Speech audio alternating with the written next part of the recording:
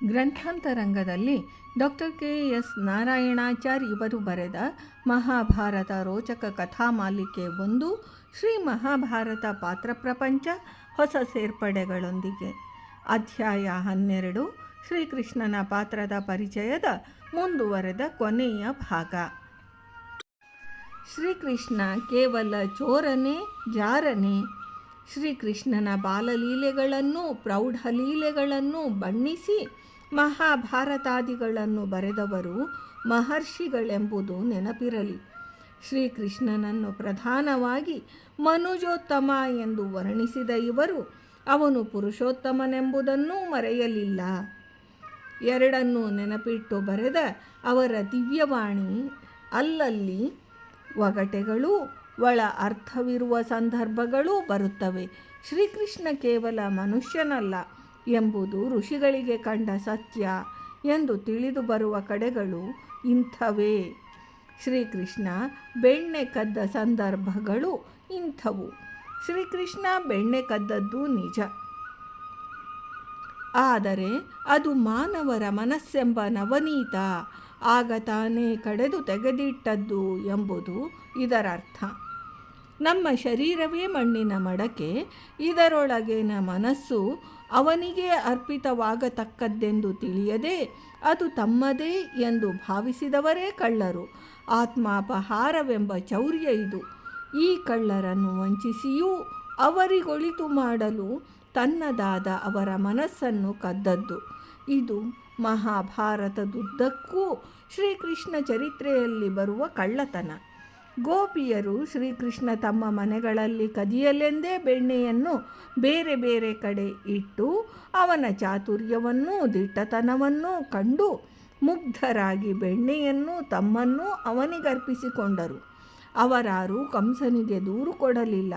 ವಿಧರ್ಮಿ ಪರದೇಶಿಗಳು ಈ ಪ್ರಸಂಗಕ್ಕೆ ಹಚ್ಚುವ ಅಪಾರ್ಥಕ್ಕೆ ಅವರ ಸ್ವಾರ್ಥ ರಾಜಕಾರಣ ತಿಳಿಯದೆ ಕಳ್ಳ ಹೇಗೆ ದೇವರೆಂಬುವವರಿಗೆ ತನ್ನನ್ನೇ ಕಾಪಾಡಿಕೊಳ್ಳದವನು ಬೇರೆಯವರನ್ನು ಹೇಗೆ ಕಾಪಾಡಿಯಾನೆಂದು ಕೇಳೋಣವೇ?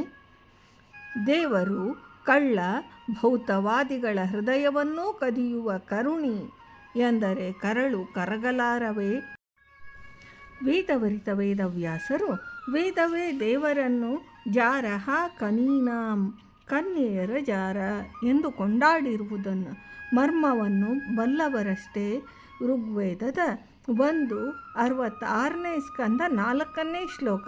ಹಾಗೆಯೇ ಪತಿರ್ಜನೀನಾಂ ತಾಯಂದಿರಿಗೆ ಯಜಮಾನ, ಪಿತಾ ಪಿತೃಭ್ಯ ತಂದೆಯರಿಗೂ ತಂದೆ, ಪಿತುಷ್ಪಿತ ತಂದೆಗೂ ತಂದೆ ಎಂಬೀ ಮಾತುಗಳನ್ನು ವೇದಗಳಲ್ಲೇ ಕಂಡವರಲ್ಲವೇ?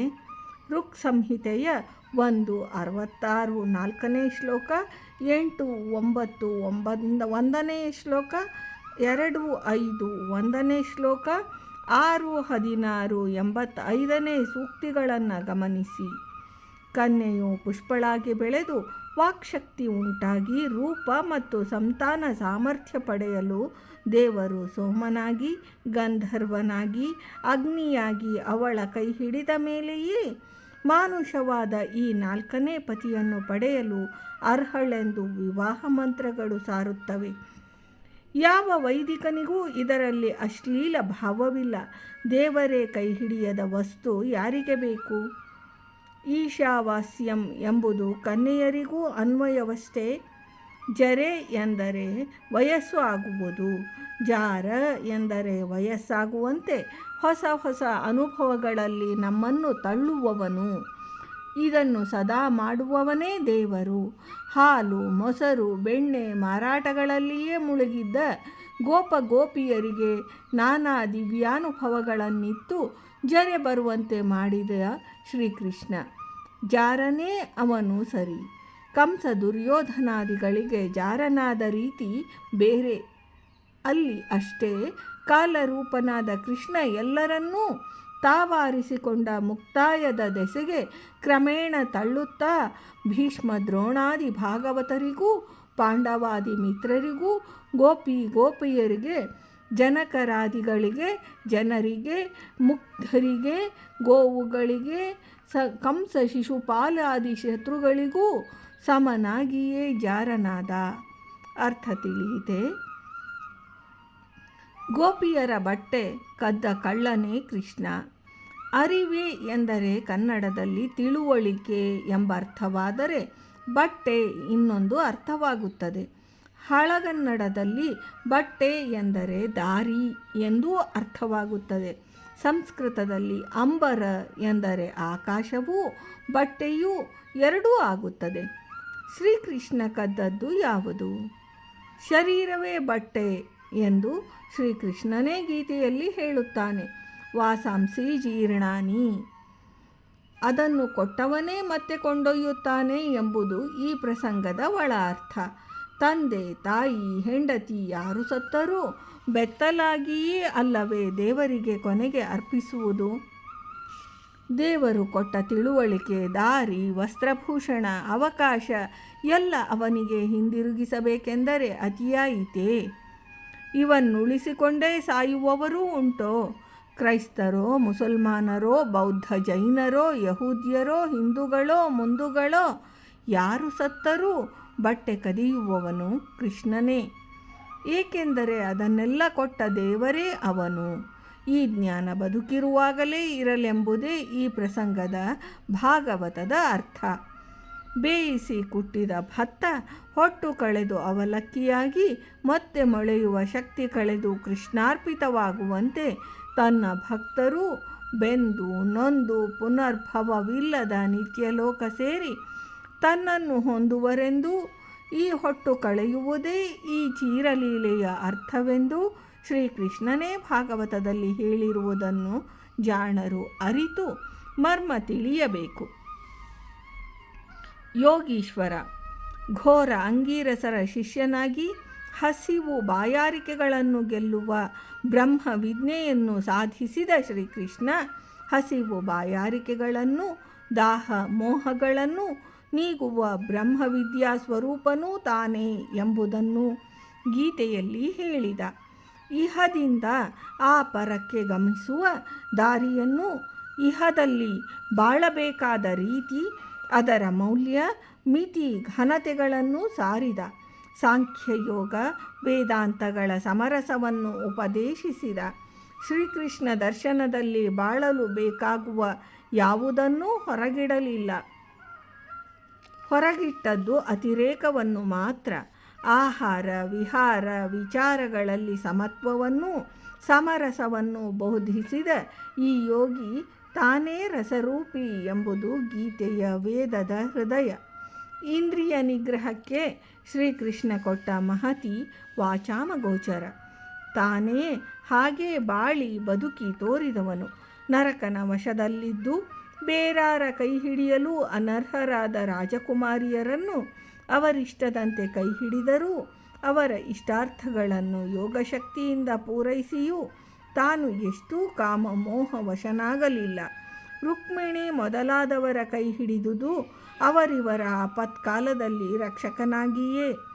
ದ್ರೌಪದಿಯ ಮಾನ ಕಾಯ್ದವನು ಇತರರ ಮಾನ ಕೆಡಿಸಿದನೆಂಬ ವ್ಯಾಖ್ಯೆ ಸರಿ ಹೊಂದುವುದೇ?